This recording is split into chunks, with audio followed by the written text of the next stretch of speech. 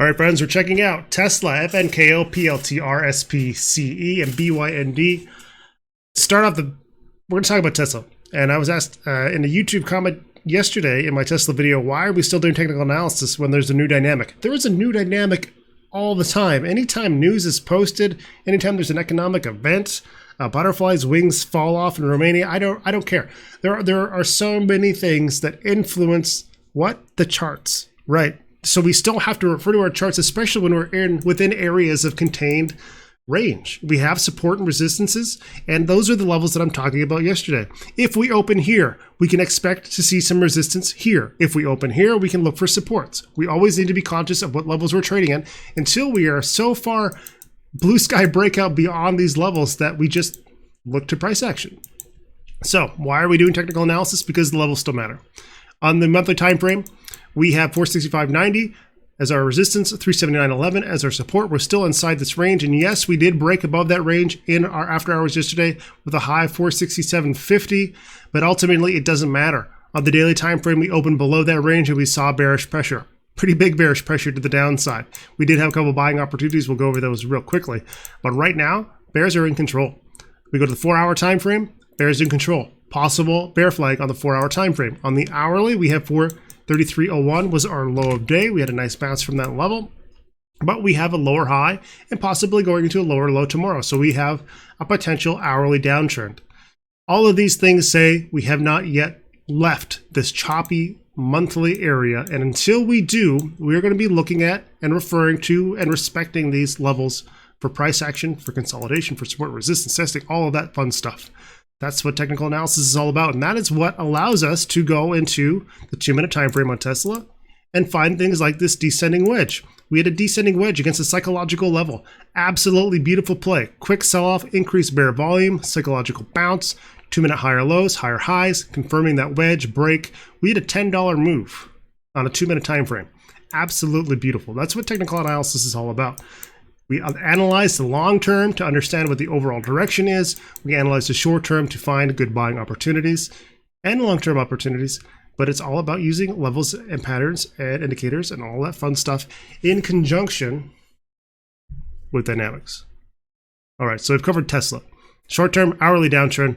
If the hourly downtrend continues, we will look for support in the old area of support. This nice area of congestion at 407. And based on today's action, we could get there in the next day or two.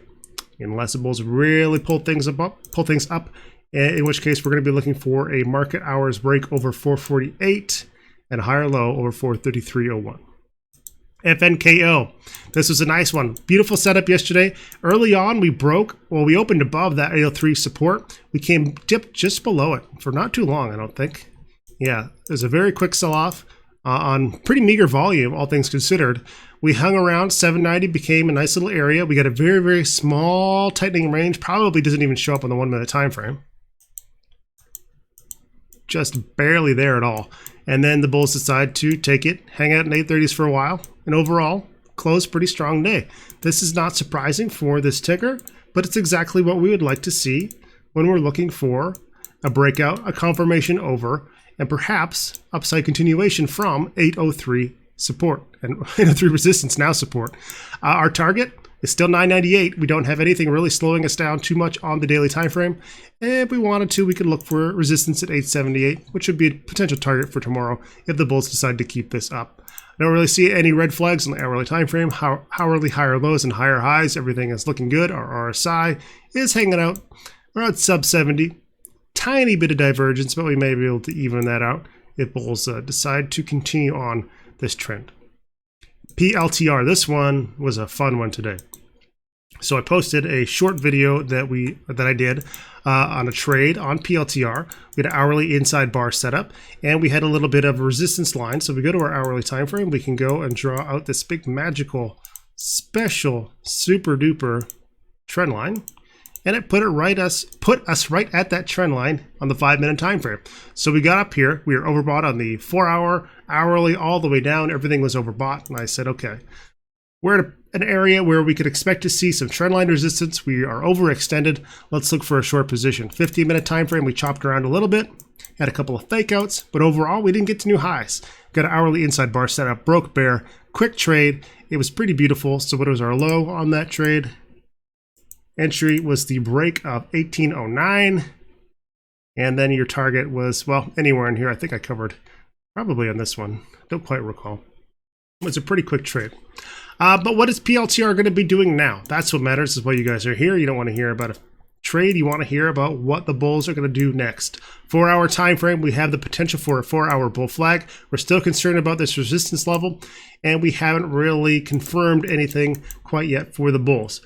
The only reason I'm suggesting a bull flag is that we held here for 2 hours. This break was relatively recent, so if we stay here in this range tomorrow and have 2 more 4-hour bars, I will be much more confident in calling this a bull flag. On the hourly time frame, the bulls have not really locked in an hourly high or low yet.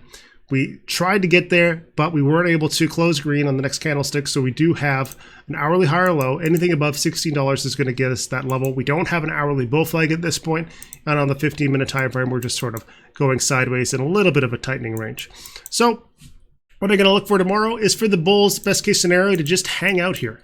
If we can get a little bit of upside move, stay maybe to the 1830s, hang around, that will allow us to build out a 4-hour bull flag and potentially see some continued upside. At this point on the daily time frame, we don't really have any reason to doubt the bulls. They have shown us over and over and over again that they have a lot of upside interest.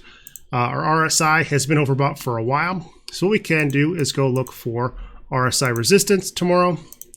What we will do, let's go and big in this a little bit. We'll draw on the top of our RSI levels. We're very close to RSI resistance, aren't we? So that would be a concern for the bulls. But other than that, other than being overbought, which we already knew, and other than the fact that we have not established hourly high or lows, we don't really have too much of a reason to doubt the bulls at this point. Anything over $60 is going to be a higher low on the hourly, and the bulls are going to be looking just fine. SPCE, let's go start on the weekly time frame. We're going to delete a lot of this information here. SPCE on the weekly, we have a little bit of a tightening range. Kind of two things happening at once. We have overall weekly higher lows, but we also have a weekly contained range between 2755, 1486, our high of 2437, our low here of 1702, and we are tightening up. So what we can do is go and draw in some trend levels. We'll see how these work on our daily time frames. And something like this is probably going to work just fine. And in fact, I got to go back here and respect this low as well. So weekly time frame absolutely tightening up. If we go to the, let's go see if we have any squeeze indicators going on this one yet. One tiny little squeeze. We're not going to be too focused on that quite yet. On the weekly, or it's just to the daily time frame, we just hit resistance. We do have an upswing in momentum to the upside, but we have not yet, well, that's not true. We haven't broken out of this tightening range, and that's really what I'm interested in the weekly time frame. The daily bulls are looking good. Big volume here, and a good volume day to follow. Ultimately, I want to get a new high over top of this resistance, 2388. If we can do that, then I suspect that I hesitate. If anyone knows me, you know I don't really like calling things cup and handle patterns. But this is a pretty nice rounded bottom, and I would be surprised if I could explain this away using just solid trends. So if we read between the lines, we have a little bit of a rounded bottom. We have bullish strength on these gap down days, and in this case, this higher open day. Possibly a cup and handle type pattern. What we're going to do is look for a break over 2238. That's going to be our conservative entry. We will look for that break because that'll give us over the trend line. That'll get us over that price action. And then our nearest resistance is 2437.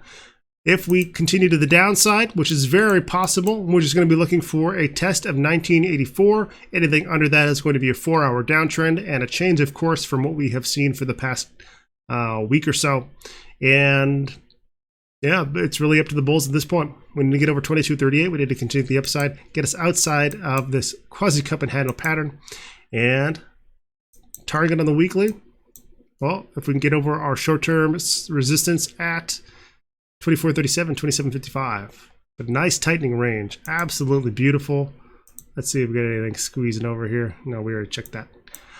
Looks pretty nice. I'm going to be interested in this one on once we get outside of this tightening range.